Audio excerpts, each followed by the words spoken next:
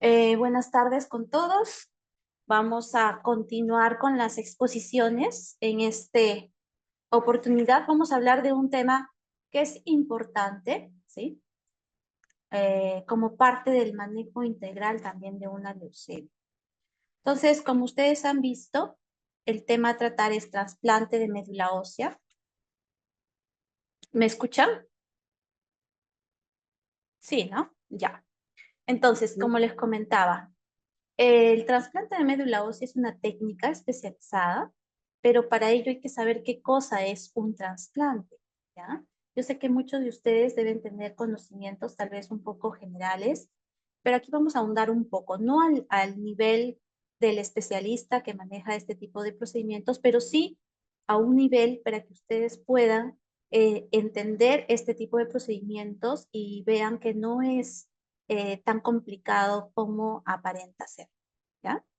El trasplante de médula ósea, como ustedes pueden ver en la imagen, es simplemente un procedimiento para reemplazar la médula ósea que se encuentra dañada por varios agentes o por varias causas, ¿no? Eh, que hacen que esta médula empiece a tener deficiencias en la formación de los hemocomponentes, ¿no? Entonces, Doctora, dígame, doctora presente, lo que pasa es que no, mi audio no funcionaba.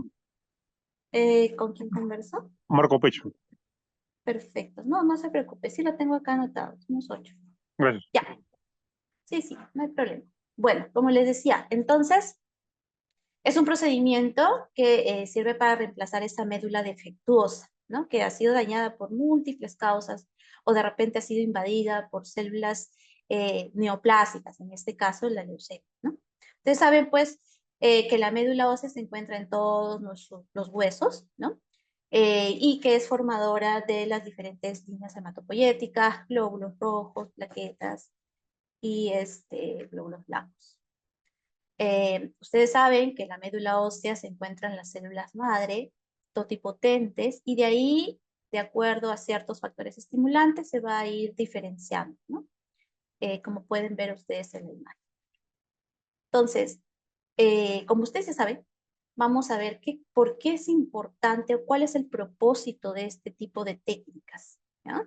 Les he puesto 4, que son las principales, ¿ya? Y más importantes. Y uno de ellos es, por ejemplo, en pacientes tipo linfoma, por ejemplo, ¿ya? En donde la quimioterapia que yo necesito para poder, digamos, eliminar la enfermedad de fondo, a veces es tan tóxica que a veces nos impide dársela de forma adecuada. Entonces, ¿qué hacemos para ello? Pues utilizamos este tipo de trasplante como una forma de rescate a este tipo de procedimientos, ¿no? Entonces, es lo que comúnmente ustedes han escuchado como un trasplante autólogo, en donde las células obviamente no son de otra persona, ¿no? Sino del mismo paciente. Entonces, la finalidad es que yo me pueda dar la facilidad de darle una quimioterapia a dosis elevadas que de otra manera el paciente no lo podría tolerar, ya que entraría en una fase de aplasia permanente, ¿no? Y por ende, ustedes saben con el riesgo que implica eso, ¿no? Como el tema de infecciones y pues sangrado y anemia severa, ¿no? El otro propósito es pues corregir el trastorno sanguíneo grave, ya sea de forma congénita o adquirido, ¿no? Mediante la sustitución netamente de este sistema hematopoyético de un donante, ¿no? Que no es en este caso el paciente, sino es otro que puede ser un hermano sibling, que es 100% compatible, que puede ser un familiar, por ejemplo, la mamá, el papá, algún tío, que tenga cierta compatibilidad con el receptor, o tal vez buscando los registros internacionales de donantes de médula, en donde podemos hacer un match del estudio de compatibilidad del receptor con el del paciente, ¿no? Entonces, para eso también es útil este tipo de procedimientos, ¿no? El otro propósito importante es que va a aumentar el control de esta enfermedad maligna, decía, por el efecto inmune de la reacción injerto contra huésped, ¿no? Es lo que nosotros llamamos enfermedad injerto contra hospedero, ¿ya? Y el otro es, obviamente, restablecer el sistema inmunológico para abolir la autoinmunidad, ¿ya? Aquí les presento, esto se encuentra, por ejemplo, en nuestro portal del instituto. Ustedes pueden, incluso pueden revisarlo. Acá les he tomado un pantallazo de todos los procedimientos que el instituto realiza a la actualidad, ¿no?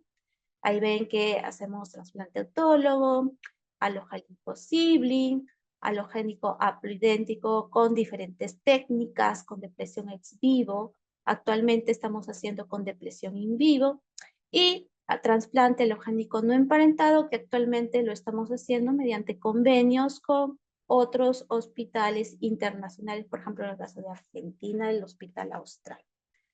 Desde que hemos empezado nosotros a funcionar prácticamente en 2014 hasta el 2023, vamos ya entre las diferentes modalidades, algo de 150 o 180 trasplantes, todos en pacientes pediátricos. Y ustedes se dan cuenta, por ejemplo, que en nuestro centro eh, no hacen mucho trasplante autólogo, ¿no? Por ejemplo, podemos ver solamente en el 2019 se hizo uno, y en el 2023 se hizo otro. ¿Por qué? Porque los trasplantes autólogos más que todo los hacemos en pacientes con linfoma, ¿ya? Y tumores cerebrales o algún otro tipo de trastornos. Pero en pacientes con leucemia, que es uno de los, digamos, las patologías con más frecuencia vemos en el instituto, junto con las anemias aplásicas, el tipo de trasplante que nosotros tenemos que ofertarle es un trasplante halogénico, ¿ya? Ahora vamos a hablar un poco del tipo de trasplantes. Yo les he venido hablando de autólogo, halogénico, y ustedes me dirán, doctora, ¿y qué es eso? No lo entendemos. Perfecto. Entonces, vamos a ir un poco, ir separando para tener claro un poco los conceptos, ¿ya? Los tipos de trasplantes se van a clasificar de diferente forma, ¿ya? Por ejemplo, aquí les he traído una forma de clasificación de acuerdo a la compatibilidad, o sea, tomando el estudio de HLA, ¿ya? Entonces, ahí hablamos, por ejemplo, de hasta 3 tipos de trasplante. Uno que es con compatibilidad plena. Aquí, por ejemplo, están los pacientes hermanos compatibles, los siblings, ¿ya? Con incompatibilidades, aquí puede ser un paciente que, si bien es cierto, puede ser su hermanito, ¿no? Puede ser su mamá, su papá o alguna persona que no tiene relación con el paciente, pero que al hacer el cruce, el match entre donante y receptor, no llegamos a tener ese 100% de compatibilidad, sino que de repente puede haber una diferencia en un locus o en dos locus, por eso se habla de incompatibilidades, ¿ya? Y el otro es el haploidéntico, es decir, que solamente la mitad de los haplotipos va a ser compatible. Normalmente ustedes saben que mamá y papá tenemos haplotipos diferentes, ¿no? Entonces, cuando se une el espermatozoide con el óvulo, pues esos dos haplotipos se unen y es lo que forma digamos, el receptor que tiene dos haplotipos, ¿no? Pero eso se van conjugando según las leyes mendelianas. Ahora, según el tipo de donante, también hay otra forma de clasificar. Por ejemplo, ya les mencionaba, si es el mismo paciente, estamos hablando de un trasplante autólogo, ¿no? Si es un donante familiar, puede ser de varios tipos. Puede ser un idéntico, no idéntico, un haploidéntico, y si es un donante no relacionado, puede ser también un idéntico o no idéntico. Entonces, si ustedes se fijan, eh, nosotros podemos optar por buscar diferentes tipos de donantes, ¿no? Y dependiendo de la enfermedad y dependiendo de las características propias del paciente, nosotros podemos elegir uno u otro donante, ¿ya?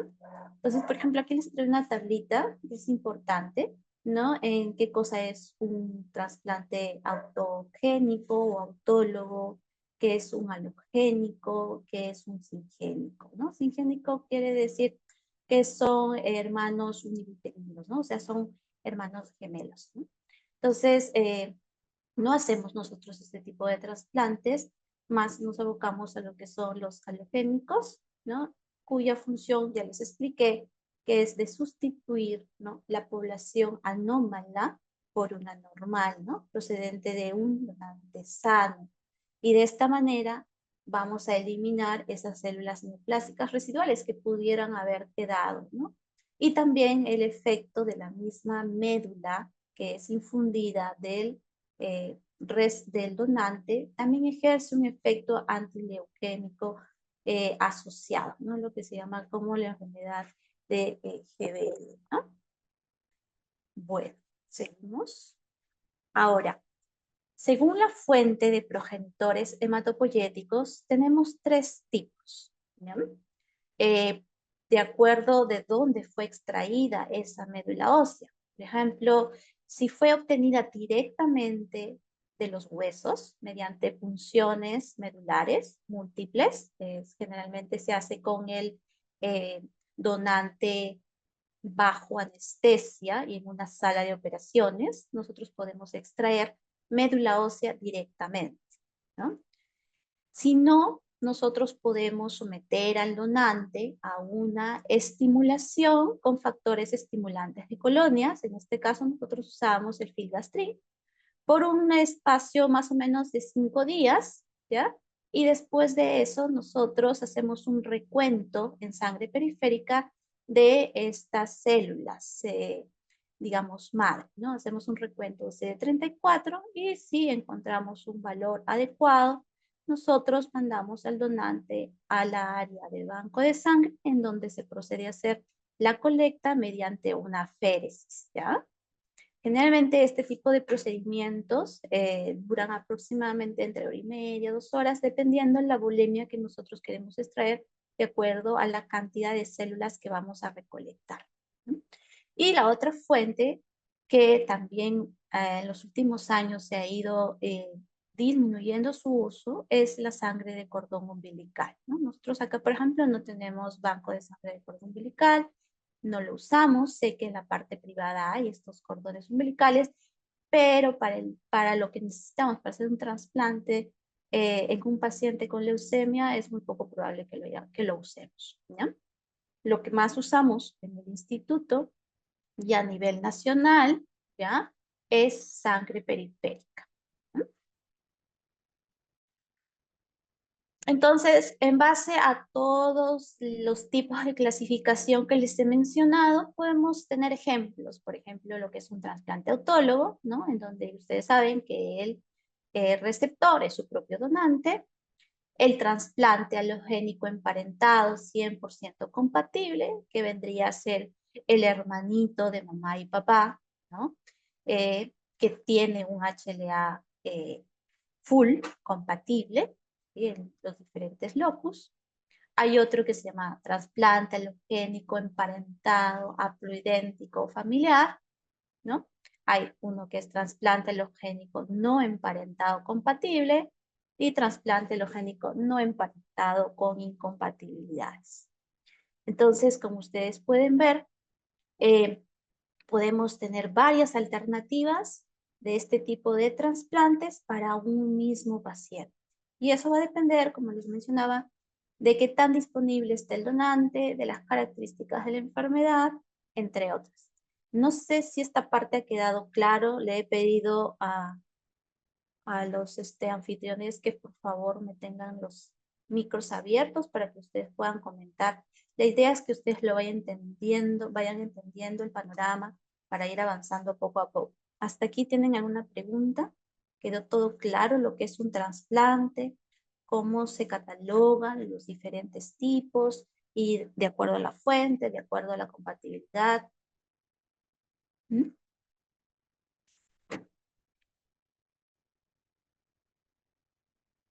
¿Está todo claro?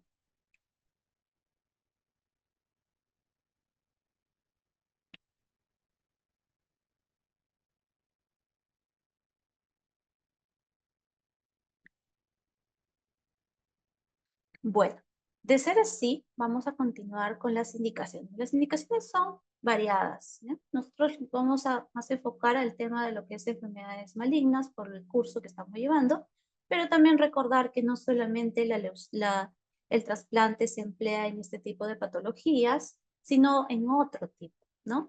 Como tumores sólidos, glioblastoma, sarcoma de Ewing, tumores del sistema nervioso central, enfermedades también de insuficiencia medular, como aplasia medular severa, histiocytosis, y enfermedades congénitas, ¿no? Como la aplasia de serie roja, las agranulitosis congénita, las hemoglobinopatías severas, las enfermedades de Wiskott-Aldrich, anemias de Fanconi, procesos inmunológicos y hasta enfermedades metabólicas. Nosotros en el hospital lo que hacemos principalmente son trasplantes a leucemias, tanto linfáticas como mieloides. Trasplantamos lo que es aplasia medular, ya sea congénita o adquirida, congénita principalmente cuando hay alteraciones eh, moleculares, ¿no? Por ejemplo, enfermedades de aplasia, hemos tenido por ahí una aplasia pura, hemos trasplantado también bastantes pacientes con con anemia de Fanconi y Wiskott-Aldrich en sus diferentes modalidades, ¿no? Eso es lo que principalmente hemos realizado y trasplante autólogo principalmente, como les decía, más a los pacientes con linfoma. En cuanto a las indicaciones de trasplante en los pacientes con leucemia linfática aguda, pues tenemos varios parámetros. Felizmente hace poco se llevó una reunión a nivel nacional en donde se han dado ya algunas directrices generales de qué pacientes deberían ingresar a trasplantarse dependiendo el estado de la enfermedad de fondo, ya sea en primera o en segunda remisión. Acá les dejo un cuadrito para que tengan una idea. Pero como les digo, ya espero que pronto el Instituto Nacional de Salud pueda sacar ya la directiva, ¿no? Ahora, un poco de cómo vamos a obtener esas células hematopoyéticas. Les comentaba al inicio que había tres formas de extracción, uno a través de la médula, otro de sangre periférica y otro de sangre de cordón umbilical. Bien, aquí les voy a más o menos dar un resumen de cómo obtenemos las células madre de la médula ósea, ¿no? Como les comentaba, se va a obtener de múltiples punciones en las crestas ilíacas posteriores superiores, ¿no? Entonces acá tenemos al paciente, obviamente debe estar sedado, ¿no? Y generalmente necesitamos dos médicos que realicen la colecta porque las punciones se hacen simultáneas, uno en el lado izquierdo y otro en el lado derecho, ¿ya? Para poder extraer la sangre. Generalmente este procedimiento es es un procedimiento cruento y más o menos dura entre 2 a 3 horas. Obviamente requiere anestesia general para la comodidad del donante y generalmente al donante antes de hacer este procedimiento se suele extraer sangre, ¿ya? Al mismo paciente, al mismo donante, perdón, el cual generalmente se repone después, porque cuando nosotros sacamos, generalmente vamos a sacar entre 400 a 500 centímetros cúbicos de sangre, y obviamente eso va a ir en desmedro del hematocrito del donante. Entonces, para evitar eso, nosotros extraemos sangre, preparamos al donante y luego volvemos a colocar su propia sangre, ¿ya? El donante debe de recibir, obviamente, decía, hierro floral durante un par de meses antes, con la finalidad de podernos ayudar en la recuperación posterior.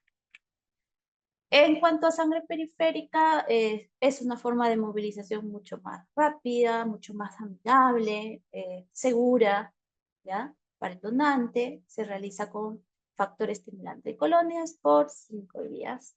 El filgastrin puede producir síntomas leves, como un de resfrío común, por ejemplo, cansancio, cefalea, dolor óseo, ¿no? Mialgias, pero que con descanso, reposo, agua tibia y tal vez un paracetamol alivia estos síntomas, ¿ya? Una vez que las células se encuentran ya en la sangre, nosotros, como les decía, tomamos un control temprano, valoramos cuál es la cantidad de CD34 y luego, si es que estamos dentro de un valor aceptable, procedemos al donante a recolectarlo mediante la aféresis. Esa es la máquina de aféresis.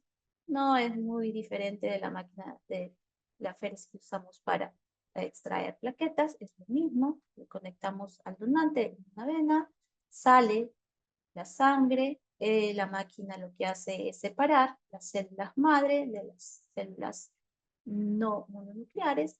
Y por el otro lado, por el otro brazo, regresa la sangre al organismo, ¿ya?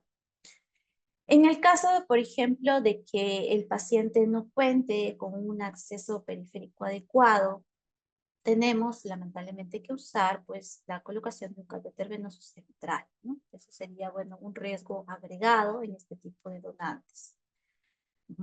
El procedimiento generalmente ambulatorio dura más o menos entre 1,5 a 2 horas y media aproximadamente. ¿Ah?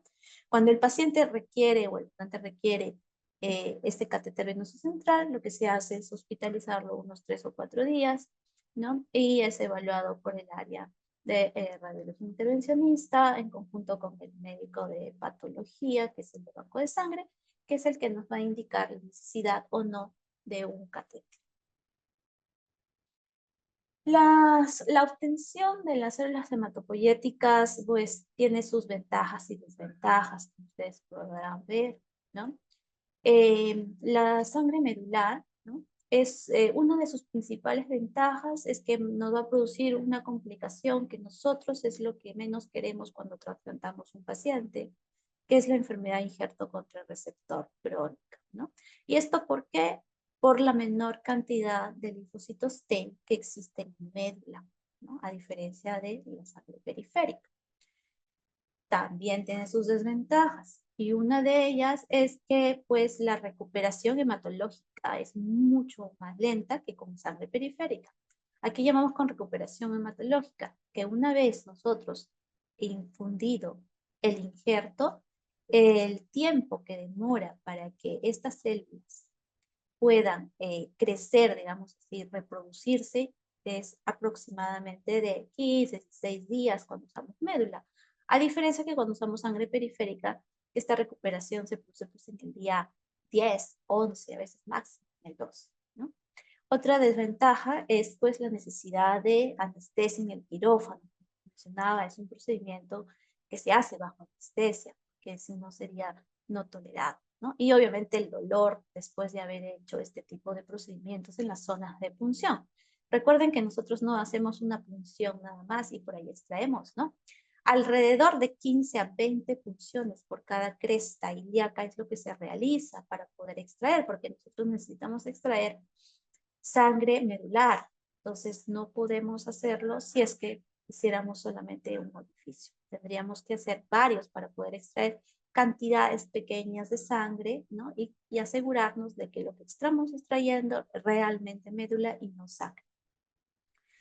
En cuanto a la sangre periférica, bueno, como les decía, la recuperación hematológica e inmunológica es muchísimo más rápido por la presencia de los linfocitos T, ¿no? Es mucho más fácil de obtener, se realiza por una aféresis que con sangre medular, ¿no? Las desventajas, bueno, que necesitamos estimular al donante, ¿no? Con factores estimulantes de colonia, como filgastrin. Por ende, hay también mayor incidencia de enfermedad injerto contra huésped por la cantidad de linfocitos T. Y, como ya les mencioné, en algunos donantes hasta precisamos usar un catéter venoso central para poder hacer una colecta adecuada, ¿no? Cuando usamos el cordón, pues es fácil, es rápido, no requiere incluso tanta compatibilidad. Podemos tener hasta 3 de 6, o sea, 3 antígenos compatibles de 6 y puede ser factible. El problema de la sangre de cordón son los volúmenes que se colectan, porque acuérdense que con la sangre de cordón lo máximo que podemos tener es 60 o 70 mililitros, ¿no? Entonces, aparte del elevado coste de congelación y mantenimiento, la escasa celularidad, también por el receptor de peso, ¿no? Y obviamente la recuperación hematológica es muchísimo más lenta todavía aún que la sangre medular y periférica. Si con medular me demoré 15, 16 días, con sangre periférica hice 10, 11 días, con cordón puedo esperar hasta 21 días a 25 días para recuperar, ¿ya? y obviamente no me permite una segunda donación en el caso de que el trasplante falle y no llegará a pegar. ¿Mm? Aquí el resumen de cómo se obtenía la sangre de cordón umbilical. Bueno, realmente se obtiene tras cortar el cordón umbilical y recolectando la sangre que queda en él mediante punción directa, ¿no? Ese volumen pequeño de sangre, como les decía, de 60, máximo 80, hasta 100 mililitros, se lleva a criopreservar y se lleva a los bancos de cordón umbilical hasta que llegue el momento en que sea solicitado por algún receptor adecuado, ¿no? Como les decía, el principal problema es que a pesar, ¿no?, de la gran cantidad de células, el volumen de sangre de cordón umbilical es muy pequeño, entonces alrededor de 100 a 120. En promedio, la mayoría de los cordones están alrededor de 70 a 80 mililitros. Entonces, una vez conocido de forma práctica cómo se extrae estas células hematopoyéticas, células madre en diferentes formas, vamos a entrar a otro punto importante, ¿no?, para ver cómo es este procedimiento de trasplante de progenitores hematopoyéticos, ¿ya? Entonces, siempre va a haber, el trasplante es un procedimiento, es un proceso, ¿ya? No es un momento, no son 5 días, no son 7 días, sino aproximadamente desde que yo programo o evidencio que un paciente requiere este tipo de procedimientos hasta que se lleve a cabo dicho procedimiento, me pueden tomar aproximadamente entre 2 meses hasta 3 meses. ¿Ok? ¿Por qué? Porque necesitamos preparar no solamente al paciente, sino también al donante y evidenciar qué factores de riesgo presentan cada uno de ellos y nosotros tenemos que adelantarnos para evitar este tipo de problemas a futuro. Entonces, las fases, en resumidas cuentas, están aquí, en donde la primera fase es una fase de valoración pretransplante, que es una valoración que se realiza tanto al donante como al paciente. Después que identificamos el estado basal, sobre todo del paciente, podemos hacer el ingreso a la unidad de trasplante, que es una unidad especializada, que está exclusivamente fabricada para mejorar las medidas de aislamiento. No es una área común, digamos así, de hospitalización. Es una área que tiene generalmente habitaciones eh, individuales que tienen ciertas características como una infraestructura adecuada, tiene flujos de aire especiales y filtros que evitan que el aire que ingrese esté contaminado, ¿no? Entonces, después de ello necesitamos pues que el paciente tenga accesos de vía sanguínea adecuados, ¿no? Generalmente todo paciente que entra a la unidad de trasplante va a requerir un catéter venoso central, que generalmente puede ser de 2 o 3 lúmenes. Nosotros preferimos 3 lúmenes por toda la cantidad de medicamentos y apoyo de hemoderivados que va a necesitar, inclusive nutrición parenteral total en algunos de ellos. El siguiente punto va a ser administrar ciertas drogas o citostáticos que comúnmente en el árbol médico de trasplante se llama esquemas de acondicionamiento, y estos van a ser de diferente intensidad y eso va a estar de acuerdo a la enfermedad que estamos tratando. Va a haber medidas preventivas de complicaciones, como les mencioné. Una de las cosas que nosotros queremos evitar con el trasplante es la enfermedad interno contra hueso. Entonces, tomamos incluso medidas preventivas antes de que esto suceda, ¿no? Pero muchas veces, a pesar de que tomamos esas medidas preventivas, lamentablemente este tipo de complicaciones suele pasar. Luego colocamos la administración de células madre, que no es más que la infusión como una transfusión de sangre, tal cual, no hay mayor ciencia en ello. De ahí viene la etapa post-trasplante inmediato, que quiere decir desde el día siguiente que yo coloqué esas células hasta la recuperación hematológica, que como les dije, va a variar dependiendo de la fuente de estas células progenitoras, ¿no? 11 días a 12 días en el tema de lo que es un trasplante de sangre periférica, por ejemplo, simple. Y posteriormente, si en el paciente no presenta ningún tipo de complicaciones durante un periodo X, generalmente puede ser de 30 días, a veces algunos pacientes se quedan hasta 40 o 60 días, dependiendo o no hayan tenido reactivaciones virales principalmente, el paciente es dado de alta y seguido de forma permanente a mediano y largo plazo por las complicaciones que puedan aparecer. ¿Sí? Entonces, esto es más o menos, en resumidas cuentas, cómo es un proceso de trasplante de progenitores hematopoyéticos. Entonces, aquí lo tenemos resumido en este cuadrito, en este gráfico, donde tenemos al paciente que es sometido a acondicionamiento, ¿no? En el condicionamiento nosotros eliminamos toda la enfermedad residual que pudo haber quedado o las células dañadas para hacer también un nicho o un espacio para que una vez que el donante realice la donación, estas células llegan a infundirse al paciente y después de un tiempo se produce la recuperación hematopoyética y con ello a largo y mediano plazo la curación, que es lo que tanto buscamos para nuestros pacientes. ¿Bien?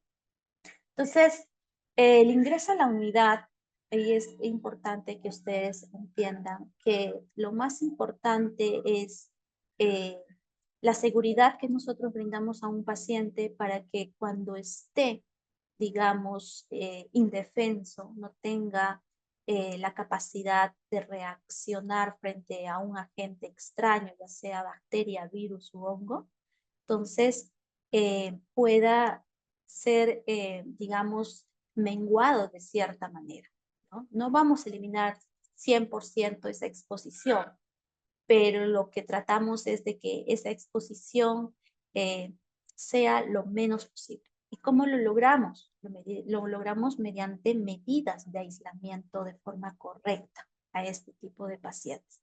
Recuerden que los trasplantes alogénicos son trasplantes cuyos pacientes tienen alto riesgo de infecciones, ¿sí? Entonces, y además, estos pacientes también van a estar afectados no solamente por este tipo de infecciones, sino que también van a presentar una serie de complicaciones secundarias, por ejemplo, al esquema de tratamiento que yo le voy a dar para preparar. Entonces, eso aunado a esta alteración de su flora normal va a hacer que el paciente realmente sea un paciente que digamos, sea crítico en el mediano, o sea, digamos así, es un paciente rápidamente que se puede complicar. Por ejemplo, yo en la mañana está bien el paciente, no pasa nada, pasan 3 o 4 horas y ese paciente automáticamente puede descompensarse y terminar en una unidad de cuidados intensivos. Entonces, por eso es importante estas medidas de aislamiento. Ustedes saben, los ambientes deben contar con estaciones con aire filtrado, como les comentaba, ¿no? Presión positiva y flujo laminar. La idea es de que el aire filtrado se impulsa dentro de la habitación, ¿no? Desde la parte de arriba del techo hasta la salida por la rejilla inferior de la puerta. Ese es el sistema de aire que tenemos, ¿no? Aparte de los filtros Z. Y lo más importante, yo creo, además de tener estos ambientes con infraestructura adecuada, es el correcto lavado de manos y el uso de los EPPs, ¿no? Ahora, ustedes saben que los pacientes de aislamiento con pacientes de bajo riesgo de infecciones, acá principalmente no estoy hablando de los pacientes que reciben trasplante alogénico, por ejemplo las leucemias, sino por ejemplo los pacientes que reciben trasplantes autólogos, ¿no? Los pacientes que reciben trasplantes autólogos son pacientes con un bajo riesgo de infecciones. Entonces, el uso generalmente se usan en habitaciones a veces no tan, digamos, habitaciones tan finamente cuidadas con el tema de aire y filtros, sino que debe haber habitaciones pero con un aislamiento inverso. También hay el tema del correcto lavado de manos, que eso es importantísimo, ¿no? Y a veces, alternativamente a esas habitaciones con flujo de aire y todo eso, podemos usar habitaciones con filtros EPAs portátiles, ¿no? En los equipos de protección personal, ya todos nosotros lo conocemos, desde las gorras, gafas, mascarillas, guantes, zapatos y batas. Principalmente, por ejemplo, nosotros en la unidad usamos el tema del gorro para evitar el tema de la caída del cabello, gafas, la parte médica no lo usa, enfermería lo usa al momento de aplicar sus medicamentos, sobre todo los esquemas de acondicionamiento, las mascarillas que sí es de uso para cualquier persona, incluso para el personal que ingresa a apoyarnos, como el de limpieza u otros, ¿no? La bata, que generalmente es una bata a que hay en cada habitación, porque obviamente esto no podemos usarlo de una habitación en otra, son todos de uso personal.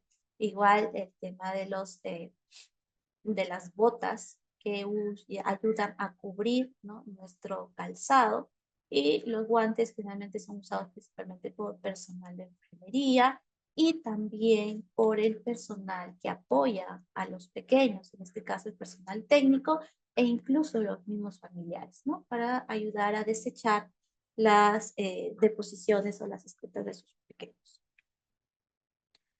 Entonces, les comentaba acerca del esquema de acondicionamiento, ¿no?, que son los medicamentos que nosotros usamos para que nosotros podamos eliminar esos restos de enfermedad neoplásica que pudo haber quedado en la médula ósea y también hacer un nicho, un espacio físico para las nuevas células que ingresan. Y pues el acondicionamiento va a depender de acuerdo a la intensidad, ¿ya?, en diferentes formas. Uno que es mieloablativo, que generalmente nosotros lo usamos para las enfermedades neoplásicas. O sea, quiere decir que tiene mucha intensidad. Usamos generalmente radioterapia con 12 Gray, ciclofosfamida, busulfán, etoposito, ¿no? Hay otro tipo de acondicionamiento no mieloablativo que no tiene efecto tan tóxico como el anterior, ¿ya? Es más que todo inmunomodulador, generalmente a veces lo usamos para las enfermedades no neoplásicas, por ejemplo, la anemia plástica severa, anemia de Fanconi, Wiskott-Aldrich, entre otras, ¿ok? Y hay otro tipo de esquema de acondicionamiento o de dosis intermedias entre el mieloablativo y el no ablativo, que nosotros le llamamos intensidad reducida. Nosotros lo usamos generalmente en pacientes especiales en los que sabemos que no me va a tolerar una enfermedad, perdón, un esquema de acondicionamiento ablativo. Entonces bajamos la intensidad. Obviamente, cuando bajamos la intensidad, también tenemos que ser conscientes de que las posibilidades de curación disminuyen porque la tasa de recaída va a aumentar. Entonces, es un poco de evaluar cada situación en especial y ver si es factible realizar este tipo de técnicas. En cuanto a la prevención de complicaciones, ustedes saben que las quimioterapias que aplicamos no son quimioterapias con dosis bajas, son quimioterapias de intensidad elevada, entonces vamos a ver efectos secundarios importantes, ¿no?, como náuseas, vómitos, daño de la mucosa oral, gastrointestinal, en forma de mucositis, que muchas veces puede ser severa y va a requerir apoyo nutricional parenteral, para lo que a veces nosotros utilizamos antieméticos, digamos, antes incluso de iniciar este esquema de acondicionamiento, lo continuamos a veces hasta por 15, 20 días, porque el paciente no llega a tolerar nada, y crioterapia local, ¿no? La prevención de infecciones, generalmente por gérmenes del propio organismo, ¿no? Principalmente optamos dos conductas en el que el estado, la nutrición, digamos, en estos pacientes es un poco especial, ya que son a base de dietas con alimentos de bajo contenido microbiano, ¿no? En todas estas etapas, obviamente son alimentos cocinados, no damos nada crudo, por esto mismo, por el riesgo de infecciones. Y usamos fármacos para descontaminar el tracto digestivo, tipo metronidazol y albendazol. Entonces, eso es lo que usamos para preparar al paciente antes de, ¿no? Ahora, también utilizamos otros medicamentos para prevenir reactivaciones por patógenos que hayan estado en el organismo de forma latente. Por ejemplo, usamos aciclovir, ¿no?, para evitar o disminuir el grado de reactivación del virus del grupo herpes. Para neumocitis, Gioveshi, Toxoplasma gondii, utilizamos metropinsulfonetoxazol. En el caso de prevención de hongos y virus, generalmente lo hacemos mediante lo que es monitorización estrecha de las cargas virales, ¿no? Normalmente lo hacemos 1 a 2 veces por semana, ¿no? La otra forma es prevenir la enfermedad contra huésped. También usamos medicamentos que se llaman inmunosupresores, como inhibidores de la calcineurina. Principalmente tenemos la ciclosporina, tacrolimus, otros tenemos micofenolato, la globulina antitrombocyclica. Además, también podemos usar citostáticos como ciclofosfamida y metrotexato. Todo eso con fin de disminuir el riesgo de enfermedad contra huésped. Ahora, los efectos secundarios al tratamiento de condicionamiento, ¿no? Como les decía, la mayoría de los esquemas de condicionamiento que presentan dosis elevadas y va a producir náuseas, vómitos, la mucositis oral, que generalmente pues va a durar aproximadamente 7 a 10 días, para lo cual usamos terapia analgésica, a veces hasta bomba de mórfico, soporte nutricional parenteral adecuado y cuidado y protección de mucosas. Si es que haya presencia de mucositis intestinal y se expresa como diarrea de alto flujo, vamos a cuidar de la región perianal, reposición de pérdidas y descartar también algún cuadro infeccioso agregado. También hemos visto, no muy frecuente, pero sí hay, la presencia de parotiditis secundaria y radiación corporal total, y ocurre generalmente después de la primera dosis o máximo después de la segunda dosis de irradiación corporal total, y generalmente el tratamiento es sintomático, ¿no? Usamos paracetamol y a veces cuando es muy grave hasta podemos usar una dosis de esteroides. En cuanto a los efectos secundarios un poco preveíbles por el acondicionamiento es la caída del cabello, ¿no? Generalmente esto suele crecer a los 2 o 3 meses post-trasplante.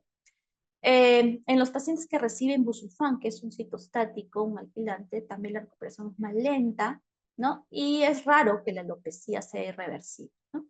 Es importante que los pacientes que ingresan a la unidad de trasplante se corten el cabello al ras antes del procedimiento, ¿no?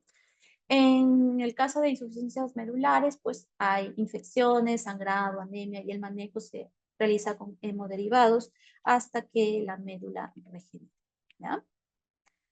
Hay otros efectos secundarios. Lo anterior que les mencionaba son lo que más frecuente se ve, ¿no? Pero hay otros efectos secundarios que son poco frecuentes, pero son graves si es que se presentaran.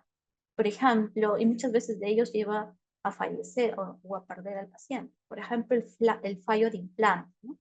Quiere decir que nosotros hicimos la infusión y estábamos en espera de la recuperación hematopoyética, pero esta nunca llega a suceder. Entonces nosotros, para hacer el diagnóstico de fallo de implante, tiene que haber pasado por lo menos 28 días y ser confirmados con una prueba de quimerismo y biopsia de médula, ¿no?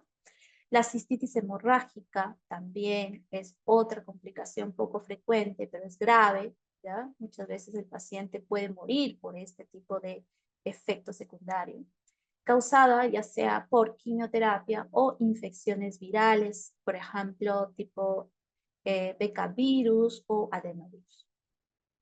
Otras enfermedades de la enfermedad veno-oclusiva hepática puede aparecer en los 20 primeros días post-trasplante, la hemorragia alveolar difusa, neumonitis idiopática, microangiopatía trombótica asociada al trasplante o a inmunosupresores, a la enfermedad injerto contra huésped o a infecciones.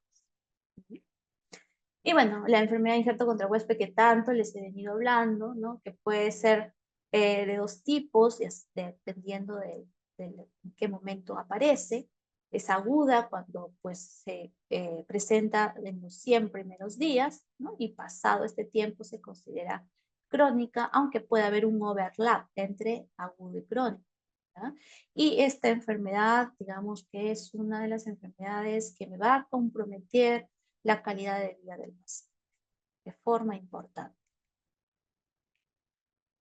Ahora, una vez pasado ya por estas fases del acondicionamiento, esperamos el tratamiento, felizmente no hay mayores complicaciones, tal vez por ahí un cuadro infeccioso viral que se ha podido controlar de manera adecuada, viene el alto hospitalario.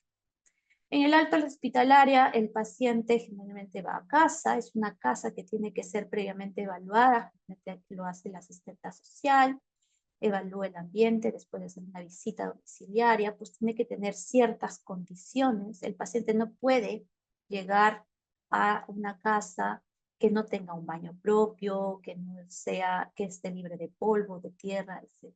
Por eso es que la mayoría de nuestros pacientes, si es que no reúnen esas condiciones, tienen que ir a un albergue para que puedan seguir su manejo ambulatorio, ¿no? Y el manejo ambulatorio, como yo les decía a muchos papás, es algo que de repente a veces no se les comenta. Muchos me dicen, doctora, pero ya lo trasplanté, me voy a mi tierra y luego regreso. No, es que no es así tan fácil. Necesitamos hacer un seguimiento muy minucioso porque el riesgo de pérdida, de complicaciones, se ocurre durante el primer año post-trasplante. Por eso es que necesitamos que por lo menos en el primer año el paciente esté en Lima y cerca del hospital, siguiendo las indicaciones médicas, ¿no? Entonces, lo que los padres tienen que tener es saber que los alimentos que consuman sus hijos deben ser igual como lo han venido haciendo en el área hospitalaria, evitar los alimentos crudos y sin cocinar, no usar leche no pasteurizada, ni los quesos frescos, agua no embotellada, frutas ni verduras sin lavar. Tienen que tomar bastante líquido. ¿Por qué? Porque vamos a usar inmunosupresores, como les comentaba, para prevenir la enfermedad infectada contra huésped, tipo, por ejemplo, ciclosporina o tacrolimus, que obviamente son nefrotóxicos, entonces para lo cual necesitamos asegurar un buen ingreso de agua, ¿no? Evitar las aglomeraciones, son pacientes que ustedes saben, si bien es cierto, hay una recuperación hematológica, no he dicho en ningún momento recuperación inmunológica. Los pacientes post-transplantados son inmunodeprimidos hasta que la reconstitución inmune se lleve a cabo. Y esto no se lleva a cabo ni un mes ni en 2 meses. Pueden pasar en algunos pacientes hasta un año y todavía no hay una recuperación. Por eso es que son inmunodeprimidos. Entonces tenemos que evitar las aglomeraciones, nada de metro, ni autobús, ni sala de espera. Por eso es que, por ejemplo, nosotros en el servicio, en el instituto, los pacientes acuden a su cita de acuerdo a una hora específica y no los tenemos esperando ni 5, ni 10, ni 30 minutos, ¿no? Evitar contacto con otros niños con enfermedades exantémicas, obviamente si no van a hacer la enfermedad. Recuerden que hemos reseteado prácticamente su memoria inmunológica y ellos son pacientes, como yo les digo a los pequeños, has vuelto a nacer, porque no están, están desprotegidos, no tienen esa memoria. Así como las personas que lo cuidan, ¿ya? Evitar el contacto con personas con cuadros catarrales es súper importante, ¿ya? No debe haber ese tipo de contacto. Si mamá o papá está resfriado, pues lamentablemente va a tener que alejarse de este pequeño, ¿ya? No animales de compañía, y obviamente se les invoca a los padres y se les enseña, ¿no?, a tomarse la temperatura 2 veces al día, pesarse también 2 veces a la semana y tomar los medicamentos de manera estricta y a la hora indicada. ¿Sí? El tratamiento inmunosupresor es de duración variable, esto va a depender del tipo de enfermedad. Generalmente las leucemias optamos por retirar rápidamente para evitar la recaída. De 5 meses hasta 1 año a 2 años, pacientes generalmente que presentan complicaciones como la enfermedad infecto contra huésped, que en ellos sí tenemos que prolongar este tipo de inmunosupresión. La revacunación, ni bien el paciente tenga una reconstitución inmunológica, ¿no? Pocos pacientes han logrado la reconstitución inmunológica, por ejemplo, al 6º mes. Son muy poquísimos. La mayoría realiza esa recuperación alrededor del 9º o 10º mes, que es a partir donde se envía al área de infectología para que establezca el esquema de vacunaciones, ¿no? Los pacientes de 1 año post-trasplante con esquemas de calendario de vacunas completas pueden ya reiniciar sus actividades académicas, ¿no? Y ser manejados ya por el pediatra de cabecera, con controles por el especialista en trasplante 1 o 2 veces al año por un espacio de 5 años, momento en que ya el paciente es dado definitivamente de alta por el servicio de trasplante. Entonces, gracias, esto es lo que tenía presentado para el día de ahora. Faltan 2 charlas más en donde iremos ahondando un poco más el tema de lo que es infecciones y las complicaciones a largo plazo. Pero me gustaría saber si tienen alguna pregunta, alguna opinión, quedó todo claro o tienen alguna duda y yo gustosa de poderles un poco disipar este tipo de dudas que tengo.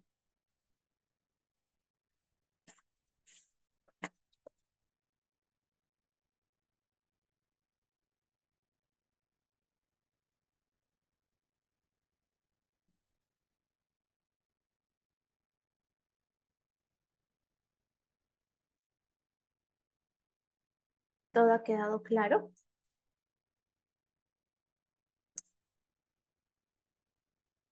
Doctora, una pregunta. ¿Por qué dentro de quería saber, ¿por qué dentro de la dieta está contraindicado lo que es queso, alimentos lácteos No pasteurizados. no pasteurizados? ¿Y queso fresco? Ajá. Generalmente, si nosotros podemos usar queso, sí, pero generalmente los que vienen embolsados, Ah, ¿ya? Pero ya. no exactamente, no los que venden en el mercado, ¿no? Podemos comprarlo en Walmart, en Metro, donde están pasteurizados, embolsados, ¿no? Sobre todo, le digo, por la carga microbiana que pueda tener. Ah, Ujú. por la carga microbiana. Ah, ya. Exactamente. Y cualquier producto preferimos los que estén debidamente almacenados. Ujú. Ya. Gracias, doctora. Ya.